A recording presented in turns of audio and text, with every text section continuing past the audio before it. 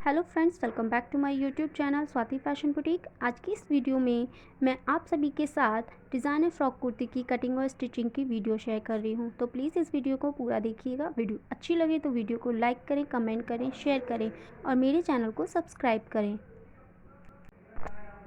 इस कुर्ती को बनाने के लिए यहाँ पर मैंने 2.25 मीटर का फैब्रिक लिया हुआ है, जिसको हमें पूरा खोल लेना है।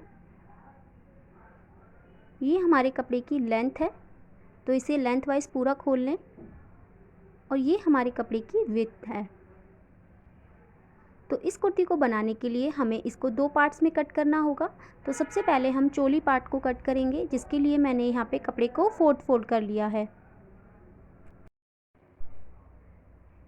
फोल्ड करने के बाद हमको ये देखना है कि हमारे मेज़रमेंट के हिसाब से ये कपड़ा फोल्डेड है या नहीं है। तो जो भी आपका चेस्ट साइज़ है उसको आपको 4 से डिवाइड कर लेना है और उसमें मार्जिन ऐड कर लेना है। तो हमारे मेज़रमेंट में पूरा 10 इंच ही आ रहा है। अब हमको इसकी लेंथ मार्क करनी है। तो सबसे पहले ऊपर एक स्ट्रेट लाइन ड्रॉ कर दें और जो भी एक्स्ट्रा ऊपर है टेढ़ा कपड़ा उसको आप कट करके अलग कर दें। अब जो हमने लाइन ड्रॉ की है उससे नीचे हमको अपनी लेंथ के लिए मार्किंग करनी है। तो इसकी लेंथ मुझे 13.5 रेडी चाहिए, जिसमें मैं 1 इंची जोड़ रही हूँ मार्जिन के लिए। तो यहाँ पे मैंने 14.5 लेंथ के लिए निशान लगाया है और इस लाइन को भी मैंने स्ट्रेट कर दिया है। अब इसके बाद हम इसको कट करके अलग कर लेंगे। तो कटिंग करने के बाद हमारे अपर पार्ट की लेंथ 14.5 इंची है। अब हम फोल्डेड वाली साइड की तरफ से अपने शोल्डर की मार्किंग करेंगे। तो यहाँ पे मैं जो नेक की लेंथ है उसको डीप रखने वाली हूँ, इसलिए मैं शोल्डर कम लूँगी। तो मैंने ऊपर और नीचे 5.5 इंची पे शोल्डर के लिए मार्क किया है। अब 1/2 इंच हम शोल्डर डाउन के लिए निशान लगाएंगे और नीचे की तरफ हमको आर्म होल भी 5.5 इंची पे मार्क करना है। अब इन दोनों पॉइंट्स को मिलाकर हमको एक स्ट्रेट लाइन ड्रॉ करनी है।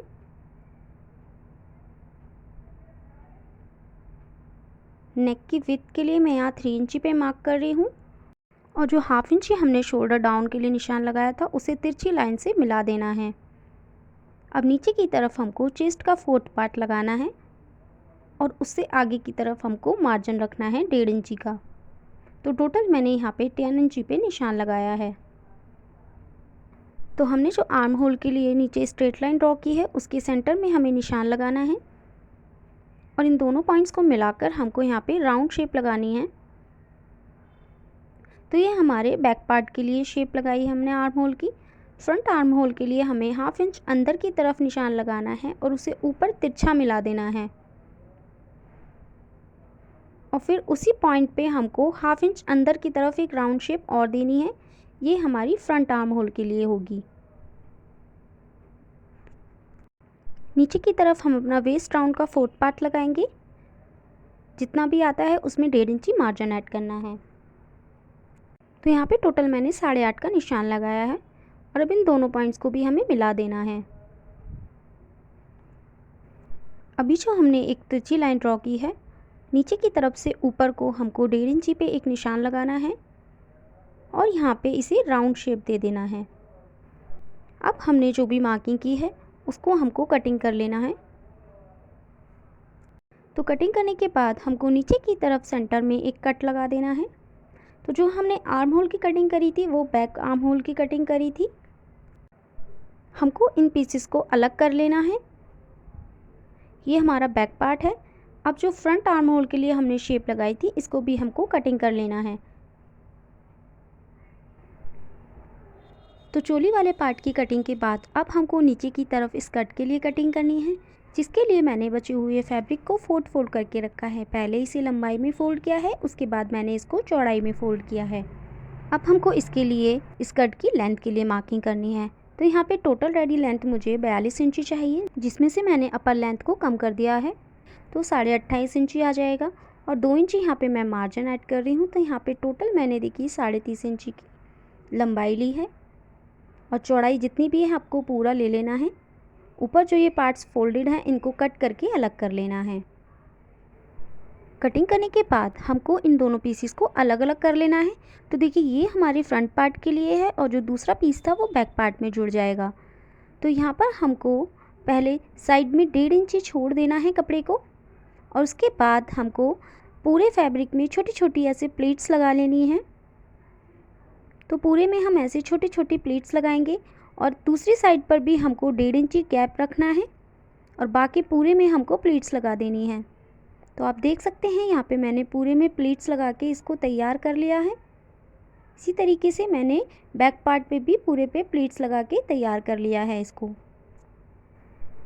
स्कर्ट में हमने जो प्लीट्स लगाई हैं वो हमने ऊपर जो चोली पार्ट कट करा था उसके वेस्ट राउंड के हिसाब से ही लगाई हैं। तो हम इसको डबल फोल्ड करेंगे और मेज़र करेंगे। देखिए ये बिल्कुल बराबर आएगा इसकी कमर से जुड़ता हुआ। अब हम यहाँ पे फ्रंट नेक बनाएंगे। तो फ्रंट नेक बनाने के लिए यहाँ पे मैंने पेपर पेस्टिंग को डबल फोल्ड करके रख लिया है, जिसकी लेंथ मैंने यहाँ पे 13 इंची ली है और चौड़ाई में मैंने इसको 5.5 इंची कट किया है। अब ऊपर की तरफ हमको 3 इंची पे निशान लगाना है और आगे की तरफ 2 इंची पे। रेडी लेंथ मुझे 6 इंच चाहिए, जिसमें हाफ इंच मैंने एक्स्ट्रा जोड़ा है, यानी 6.5 पे निशान लगाया है। नीचे भी 3 इंच विड्थ के लिए निशान लगा के यहाँ पे एक बॉक्स बनाना है और इस बॉक्स के अंदर हमको राउंड नेक को ड्रॉ कर लेना है। अब नीचे की तरफ हमको 3 इंची पे मार्क करना है और ऊपर वाले पॉइंट से इसको तिरछी लाइन से मिला देना है।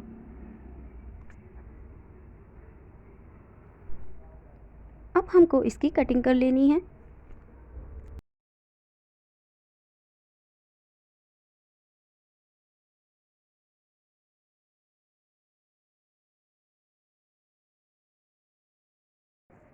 नेक की कटिंग होने के बाद अब हमको बॉटम फैब्रिक लेना है, जिसकी उल्टी साइड पर हमको अपने नेक को रख लेना है और प्रेस से इसको अच्छे से चिपका लेना है। तो यहाँ पे मैंने इसको चिपका लिया है और साइड्स में से मैंने हाफ इंची कपड़ा छोड़ा है, जिसको हम फोल्ड करके पूरे में सिलाई लगा लेंगे। अब हमने जो नेक की लेंथ कट की है उसको हमें बैक वाले पीस पे मार्क कर लेना है और अब इसको डबल फोल्ड करके हमको इसका सेंटर भी मार्क कर लेना है।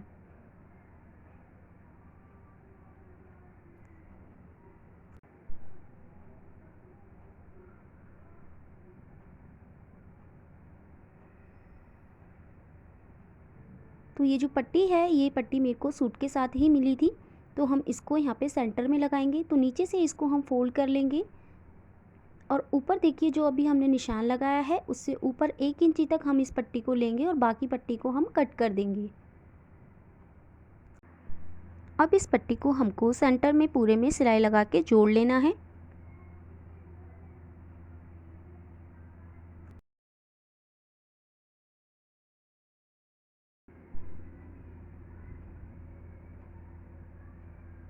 अब हमको इसको डबल फोल्ड करना है। फोल्ड करने के बाद ऊपर की साइड भी हमको सेंटर मार्क कर लेना है इसका और इसी तरीके से फ्रंट पार्ट लेना है हमें सूट का और उसका भी सेंटर मार्क कर लेना है। अब हमको सूट की उल्टी वाली साइड पर अपने नेक के सीधे वाले साइड को रखना है और सेंटर में इसको पिन से सिक्योर कर देना है।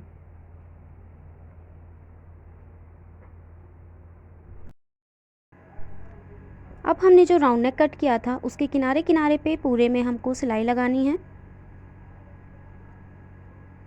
सिलाई लगाने के बाद अब हम बाहर की तरफ हाफ इंच का कपड़ा छोड़ते हुए बाकी कपड़े को कट कर देंगे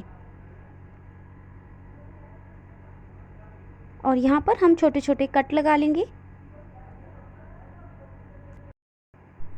अब हम इसको सीधी साइड पे पलटते हुए जो राउंड नेक है उसके किनारे किनारे पे सिलाई लगाएंगे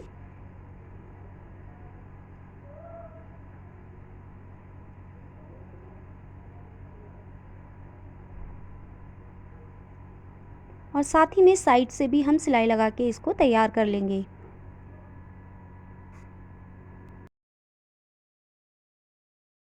हमारा फ्रंट नेक बनकर रेडी हो चुका है। अब हम अपना बैक नेक बनाएंगे, जिसके लिए मैंने पेपर पेस्टिंग को डबल फोल्ड कर लिया है। ऊपर की तरफ नेक की विड्थ को मैं यहाँ पे 3 इंच लूँगी। लेंथ मेरे को रेडी 9.5 चाहिए, जिसमें हाफ इंच मार्जिन जोड़ते हुए मैं 10 इंची पे निशान लगाऊंगी और नीचे नेक की जो विड्थ है मैं 3.5 इंच ले रही हूँ। अब इन दोनों पॉइंट्स को हमको स्ट्रेट लाइन में मिला देना है। उसके बाद हम यहाँ पे राउंड नेक को ड्रॉ कर लेंगे। साथ ही में बाहर 1 इंची का मार्जिन रखते हुए हम नेक को ड्रॉ करेंगे और इसके बाद हम इसको कटिंग कर लेंगे।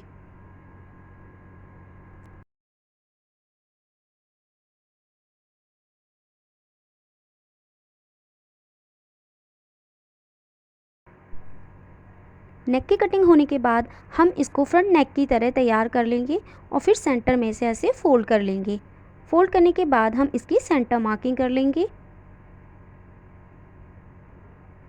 और अब हमको अपना बैक वाला पार्ट लेना है, उसमें भी हमें सेंटर मार्किंग कर लेनी है।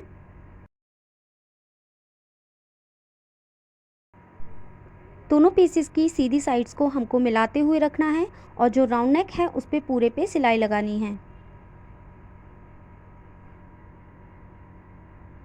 सिलाई लगाने के बाद अब 1/2 इंच का कपड़ा बाहर की तरफ रखते हुए इस पूरे पीस को हमको कट कर लेना है और जो 1/2 इंच का कपड़ा छोड़ा है वहाँ पे हमें छोटे छोटे कट लगा देने हैं। कट लगाने के बाद अब हमको इसको उल्टी वाली साइड पे पलटते हुए पूरे पे सिलाई लगा देनी है। दोनों नेक बनने के बाद अब हम अपने चोली के फ्रंट वाले पार्ट को स्कर्ट के साथ सिलाई करेंगे। तो एक पॉइंट से स्टार्ट करते हुए हमको पूरे पे 1/2 इंच की दूरी लेते हुए सिलाई करनी है और इसको पूरा तैयार करना है। उसके बाद हम इसको पलटेंगे और पलटने के बाद हम इसके पे जो किनारे वाली सिलाई होती है वो लगाएंगे ऊपर की तरफ। पूरे में हम इस पे किनारे वाली सिलाई भी लगा के इसको तैयार कर लेंगे। इसी तरीके से हम बैक पार्ट को भी तैयार कर लेंगे। तो देखिए मैंने इसको पूरा सिल लिया है। इसी तरीके से यहाँ पे मैंने बैक पार्ट को भी तैयार कर लिया है।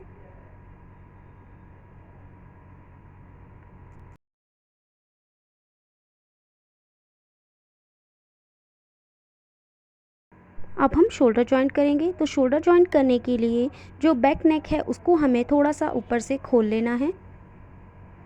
खोलने के बाद जो नेक बनाया था उसे बाहर की तरफ रखना है और जो फ्रंट नेक है उसको रखते हुए बैक नेक को ऐसे पलटना है उसके ऊपर। उसके बाद हमें यहाँ पे सिलाई लगानी है 1/2 इंच तक। तो जब आप ऐसे शोल्डर जोड़ते हैं ना तो बहुत फिनिशिंग के साथ शोल्डर जॉइंट होते हैं। तो इसी तरीके से दोनों साइड के शोल्डर को जॉइंट कर लेना है। तो यहाँ पे देखिए मैंने दोनों शोल्डर जॉइंट कर लिए। आप देख सकते हैं कितनी फिनिशिंग के साथ शोल्डर जॉइंट हुए हैं। अब हम अपनी फ्रॉक कुर्ती में स्लीव्स लगाएंगे। तो देखिए यहाँ पे मैंने स्लीव्स को पहले से ही तैयार करके रख लिया है। इसकी कटिंग और स्टिचिंग की वीडियो मेरे चैनल पे अपलोड है, आप वहाँ जाकर इसको देख सकते हैं। तो स्लीव्स में हमने बैक आर्म होल की ही कटिंग करी थी, फ्रंट आर्म होल के लिए कटिंग नहीं करी थी। तो अब हमको इन दोनों स्लीव्स को उल्टी साइड पे उल्टी साइड को रखते हुए जो फ्रंट आर्म होल के लिए हमने मार्किंग करी थी उसको कट कर लेना है।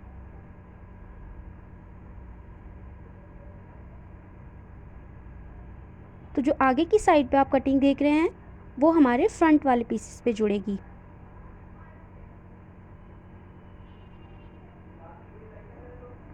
तो हमने जो स्लीव्स में फ्रंट आर्म होल की कटिंग करी है वो हमको अपनी कुर्ती के फ्रंट वाले पार्ट पे स्टिच करना है।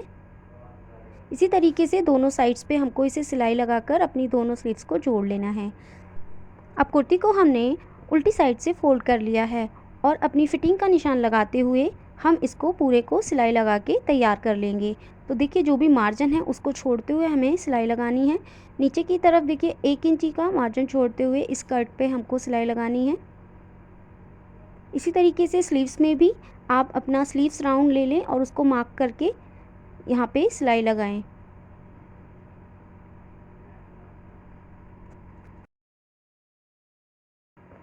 यहाँ पर मैंने पूरी कुर्ती पे फिटिंग लगा के इसको तैयार कर लिया है। साथ ही बैक नेक पे मैंने डोरी और टैसल्स लगा लिए हैं। अब हमें अपनी कुर्ती को नीचे की साइड से फोल्ड कर लेना है। तो देखिए जो 2 इंची का मार्जिन हमने लिया था उसको हमें फ़ोल्ड करना है। पहले 1/2 इंच फ़ोल्ड करना है और फिर 1.5 इंच चौड़ा आपको इसको फ़ोल्ड करके पूरे घेरे को तैयार कर लेना है। तो हमारी कुर्ती बनकर रेडी हो चुकी है। आपको ये वीडियो कैसी लगी है कमेंट करके ज़रूर बताइएगा। वीडियो अच्छी लगी है तो लाइक करें, शेयर करें और मेरे चैनल को सब्सक्राइब करें।